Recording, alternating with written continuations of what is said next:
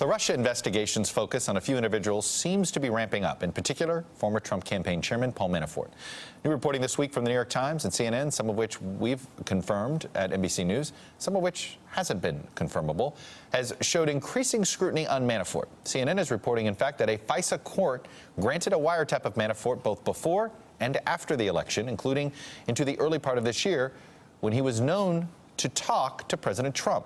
We also learned this week, first reported by the New York Times and confirmed by NBC News, that Manafort's home was raided over the summer using a no-knock warrant. The Times also reported prosecutors told Manafort they do plan to indict him. Manafort has been a fixture in Republican politics for a long time, going back to Gerald Ford in 1976. But in more recent years, his work has expanded to include lobbying and political consulting on behalf of foreign governments and foreign candidates, including those linked to Russian-backed forces in Ukraine. And this week, we learned of another connection, Manafort and this man, Oleg Deripaska. He's a Russian billionaire who's known to be among 2 or 3 oligarchs that Putin turns to on a regular basis.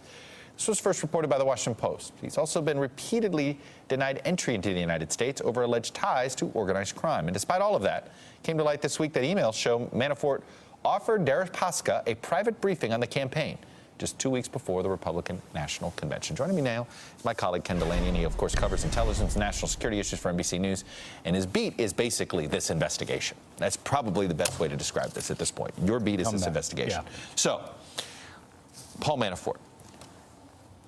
The focus is intensifying, but is he a central figure, or is he a side figure that Mueller plans to use to help him with the central part of this case? Well, I think both. Right now, he's a central figure because that's where the evidence is leading Mueller. And you're starting to see people close to the president disavow Manafort, which I find fascinating. Corey Lewandowski. Absolutely. Now, he did it on this show much earlier, and he basically said if any of this is true, he should go to jail. And now he personalized it even more. That's right. And the president's lawyer, Todd Cobb, said, we never thought Paul Manafort would monetize his role as campaign chairman, and that refers to these emails where he's offering this billionaire that you just showed, Oleg Deripaska, a private briefing 2 weeks before Donald Trump was nominated as the Republican nominee for president. Now, that's significant because this is a man very close to the Kremlin.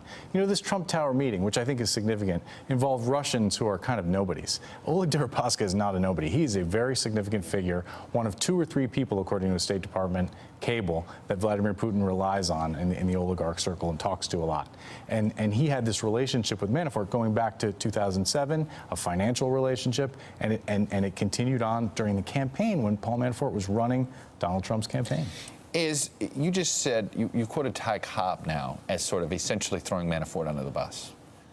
That seems to be that's a tricky decision to make if you're on the president's legal team and you do that, because there has been an assumption, and I want to be careful here on the assuming, but there's been an assumption that part of the play here by Mueller is to squeeze Manafort, that they have found a lot of irregularities involving where he reported money, maybe simply tax evasion, all sorts of issues of how he handled his operations when it came to Ukraine.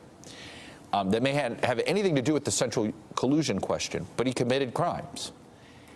And they squeeze him. You would think that the president's legal team wouldn't be throwing him under the bus unless they're really worried about him. Unless and we should say, obviously, he denies committing crimes, but unless they've already concluded that Mueller has so much leverage against Manafort. Manafort is on the road to indictment. Inevitable. The ship has sailed. I mean, he's going to cooperate and say what he knows. And the question is, what does he know? Was this just Paul Manafort running his own show inside the campaign with these ties to senior Russians, or was he coordinating it with Donald Trump and others? And what was Mike Flynn doing? I want to ask you this on the Mueller investigation. There seems to be a lot of, we know a lot about what's happening with Manafort. Not quite sure if it's central or not central. We know a lot about apparently what Mueller's efforts to investigate whether the president was obstructing justice and how he handled Comey and Flynn. But neither one are about the central issue, which is the Russian interference. Did Americans help? Where are we on that aspect of it? Well, it's interesting. Today, Facebook disclosed that they are turning over to Congress these 1,000 Russian ads that they disclosed a few weeks ago were place during the campaign. That is an unexplored area of this whole Russian interference campaign. The fake news, the use of social media. We haven't heard much from Twitter. Adam Schiff, the ranking Democrat on the House Intelligence Committee, said today, look, we want to hear from these social media companies. We want them to come to the Hill and testify about what happened here, because the Russians clearly use social media to influence the American voter, but we don't know to what extent, how much was spent, and we don't know whether any Americans cooperated with that effort. Do we have a sense of what legally Twitter and Facebook are required to turn over and what legally they aren't? That's a hazy area. You know, Facebook said today they did this very reluctantly. They don't like to turn over content, but of course they are like anyone else. They have to respond to a Mueller Are they responding to a subpoena? That's not clear. Okay. So I think there's a threat. So this is a case of don't make us subpoena you? Here's what we want. Don't make us subpoena you? It may well be. And has Twitter turned stuff over yet? Or? You know, we haven't heard much about Twitter. And Twitter, of all the companies, has been the most reluctant to cooperate with this stuff and to talk about any of it. Now, in fairness, there isn't the kind of ad buying with Twitter that you would see on Facebook. No, but it's the accounts and being able to study the bots and the patterns of that, right? And tracing back where these folks exist. But our own Clint Watts, who's an expert on this, the former FBI agent, will tell you that it's really hard to get behind that on Twitter, because you can come and go with an account with total anonymity. It's going to be really difficult to trace that stuff. All right, the fog is still there anyway. Hey there, I'm Chris Hayes from MSNBC. Thanks for watching MSNBC on YouTube. If you want to keep up to date with the videos we're putting out, you can click subscribe just below me, or click over on this list to see lots of other great videos.